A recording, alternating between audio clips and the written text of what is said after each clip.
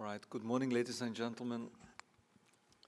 So we're an AI company in Palo Alto, and so we're in healthcare.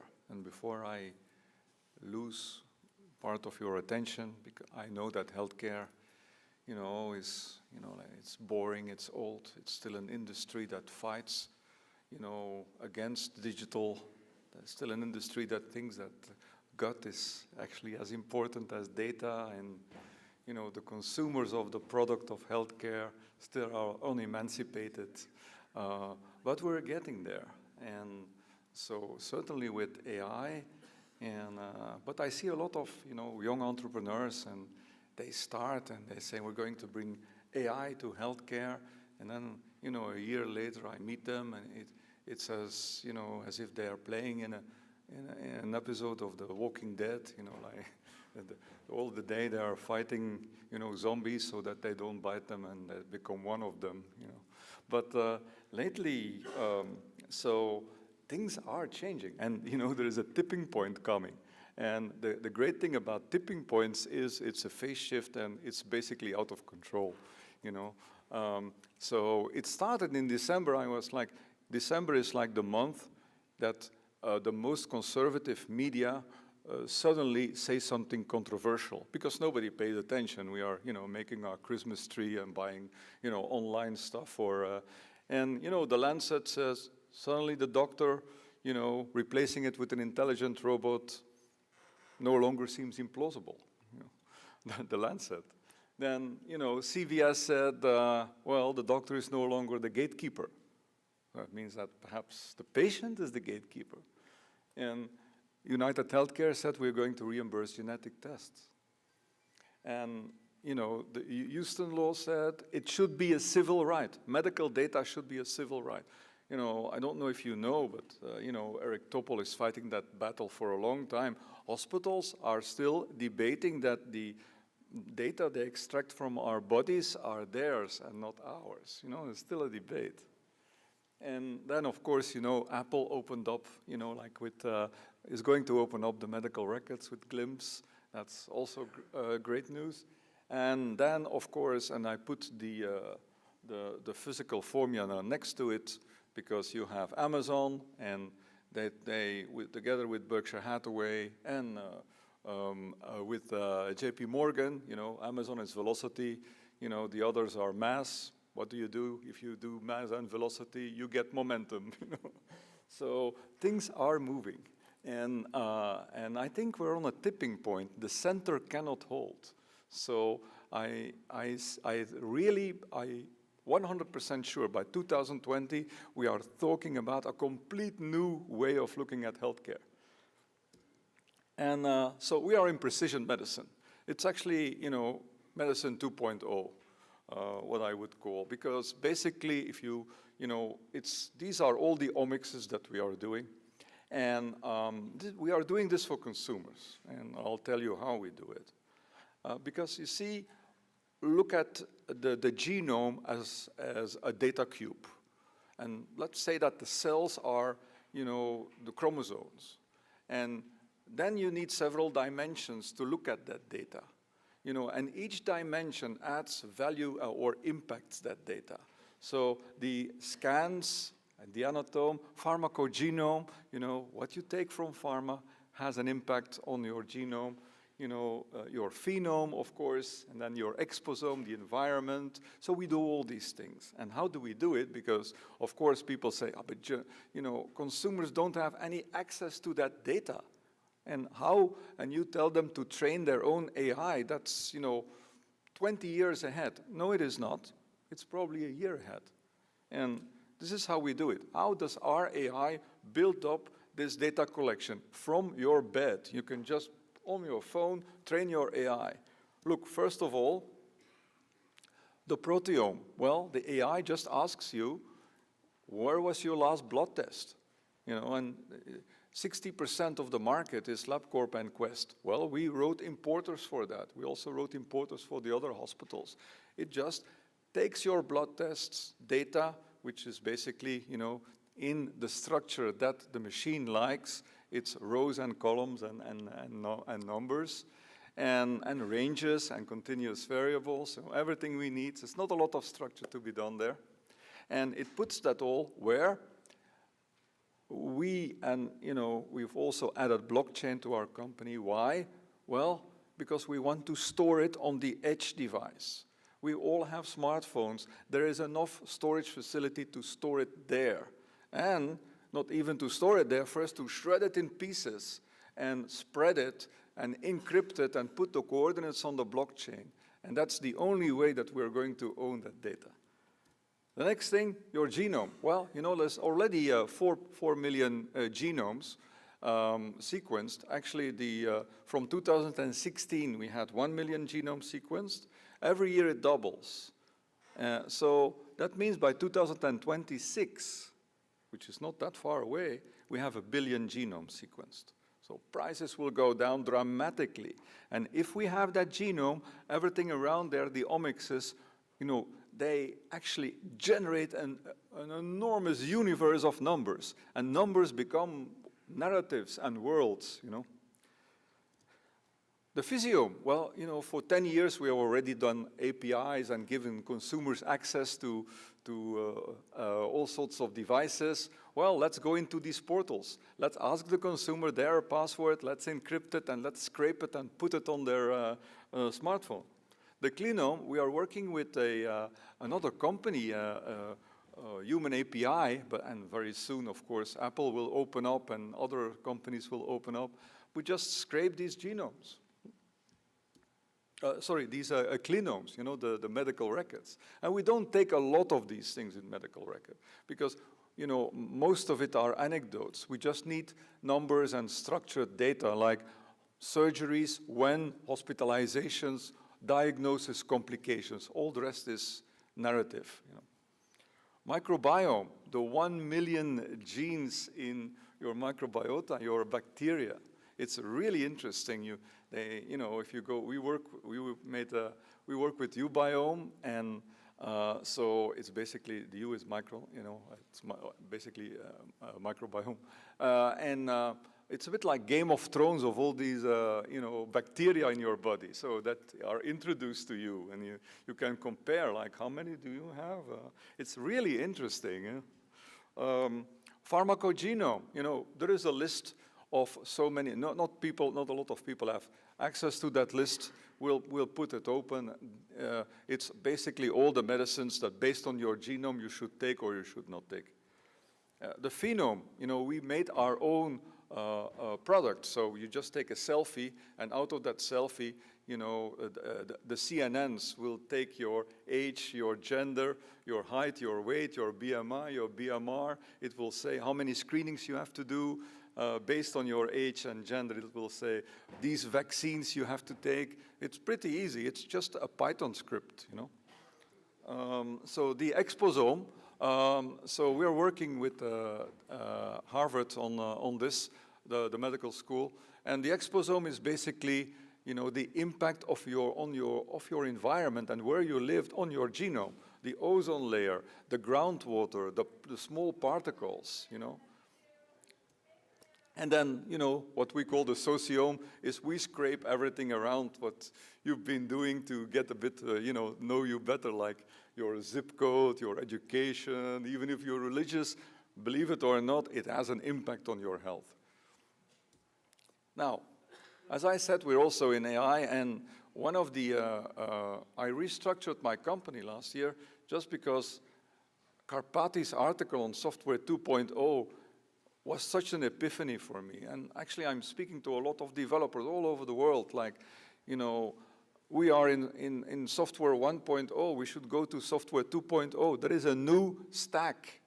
And if you're in computer science, you are not in IT, you are not, feeding the machine.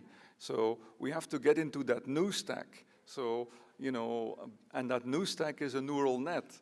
And it's a bit like in the first stack, we were very declarative, write things in Python, print hello world, there's 0 degrees of freedom, of course. We want the machine to do exactly what we tell it to do. It's a bit like, children when they are 10 years old, we tell them, And when they ask why, because I say so, you know, we want it very declarative. Now, the machine has become a teenager, you know, like we let it roam for free, let it make mistakes, and we just constrain the space. We say like, make mistakes, get better, and be home by 11, you know. So this is the new stack, and that neural net, I'm going to have t-shirts printed, N is bigger than you, so that we don't forget it, because the best coder still is a neural net, you know. So to get you, this is a small demo of actually how the AI goes through everything while you're sitting somewhere. You don't have to go to a hospital, it just scrapes all that data around you and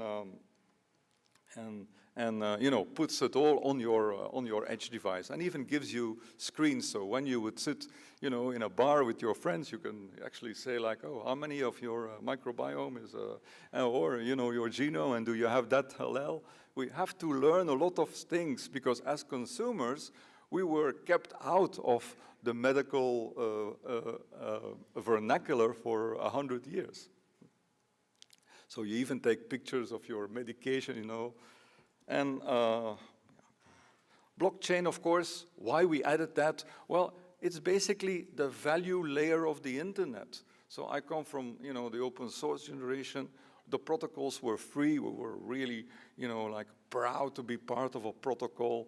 And although we were sysadmins sitting at big, you know, machines at university, we never took any domain name. Shit. So we thought it was too commercial, you know, like, because the 8 other people in the world that were also sysadmin would gossip about us. So we didn't do it. It was big mistakes. The value layer that we put now on the internet, and that was the thing that people still actually don't understand, I believe, is that money is a ledger. So when I give you something, you have something. So basically, the blockchain has made it possible for digital assets to become scarce. I give it and I no longer have it. It's really fabulous. That means that the browser of the future will be a wallet. You know, through our wallet, we will browse for data, and there will be prices attached to it in cryptocurrency, but these prices will be microgranular, and at the end of the day, our browsing will be a ledger. You know, we gave so much, we took so much, you know, -3, +7 the next day. And it's really amazing that we can now also, as developers, fund ourselves without having to go through VCs, which are also based on GOT, and that's also going to disappear, of course. So we're also, you know, we're working with a lot of new companies. We have this project Nowhere. How can we make the data forever, the AI forever, and still be nowhere? Well, we worked with Storch, you know, and Storch is a blockchain company that basically puts, you know, data. We have 1 petabyte there. We put data on people's smartphones, or if they have a spare disk somewhere, we shred it in pieces, you know, and then only when they click on a switch, it all comes back together. And so it's a bit like decentralized Amazon, but of course for free. Lex is our version of, we're still building that, it's our version of ResearchKit, because we want consumers, now that they have all that data, to organize and participate in their own trials. Think about that, the disruptive power of all of us starting our own data trials. And then Halo is basically TensorFlow, you know, like, but we are waiting for TensorFlow Lite, because we have to use mini batches to, you know, to make not only our data longitudinal, but also more ambient. And I know that's, you know, like blockchain and the decentralization is a rehab therapy. You know, we come from centralization to decentralization, but in the end we want to be in distributive, because we want the nodes to connect, because then you can never take the network down, because you have to kill all the nodes out there, because every node is a server. So, and we also have 59 transient. It's basically kernels that we have made together with TensorPort, also a company in Silicon Valley here, which for data scientists, where we have all their favorite packages, their data sets, and 59, we just, it's a Ramanujan number because it's one of these numbers where, it consists of 2 digits, the last which is 9, and it follows the formula 5 plus 9 plus 5 times 9 equals the number, and any number that ends in 9. So anyway, this would be more interesting for AMS, but just so you know. The participant will see you now, that's one of our slogans. So because I believe that really we have to go in a Darwinistic way, first collect the data, and then based on that collection, we can predict and then reinforce what is good and actually avoid what is bad, and so change our behavior. I think it's a very easy thing to understand, and what we are making, therefore, is importers, kernels, and, our own biomarket. And what does that mean? Well, the millions of biomarkers in our body, we have given a random initial value, that's how stock markets start, and then we let the market decide. That means that you collect all that data, you get on your screen, you had, this is worth so much, probably. This is the ask, the bid, this is the spread, and the market will discover its prices. And what are we going to do? Well, the long tail. Because the long tail has not been done, like there's so many people still undiagnosed or have rare diseases. So what we propose is, a machine with all the nuclear weapons we have now, and let's, take these 7,000 rare diseases with a genetic root and see what we can do. We can't do anything wrong because they are undiagnosed. Now, undiagnosed is interesting because undiagnosed means unclassified. That we understand. If we have a lot of data, we can classify. This is our first trial. We are doing this with Stanford. It's an epilepsy trial. 3.4 million Americans suffer from epilepsy. 30% have grand mal, so they can't participate in society. There are 26 drugs, and you need a trio of these drugs because after 3, the therapeutic window closes. So that means when you go to a doctor or a neurologist and you have epilepsy, in his head, he has to choose between, if you look at combinations, 2,600 combinations. If you look at permutations, which comes first, then you are looking at, a hell of a lot more, 15,600 combinations in his head.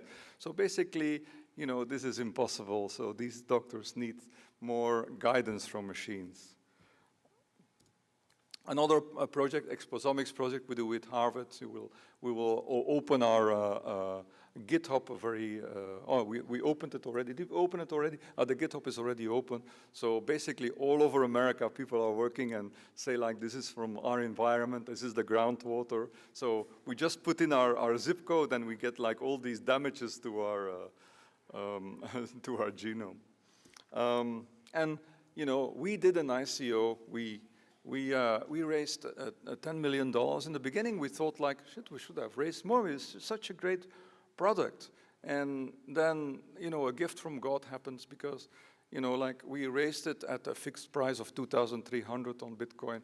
And a month later, the price went to 19,000. So we don't complain, And so we are able to, with our scientists, we're able to sit and basically we are all, what I restructured after the article of Karpati was, we are all computer science here. So that means we're all full stack. We have to be full stack, as normal computer science, but also full stack in machine learning. And we all have to do precision medicine. So everything has to learn, everyone. So not everyone survived, but those that survive are really good. And so we are now able to actually, for everything we do, this is from an episode, Bowlers, like they offer Ricky Jarrett, who plays the character, like $20 million to play, I don't know anything about sports, NFL, and he says, where's the love? And they take the napkin back, they say 50 million, and he writes on the napkin, where is the love? I think we should all do that. As entrepreneurs, when people want to give us money, where is the love? When we choose for a project, where is the love? When people want to work for us, where is the love? And so we are in Palo Alto. You're all welcome and when you are in the neighborhood. And so thank you very much.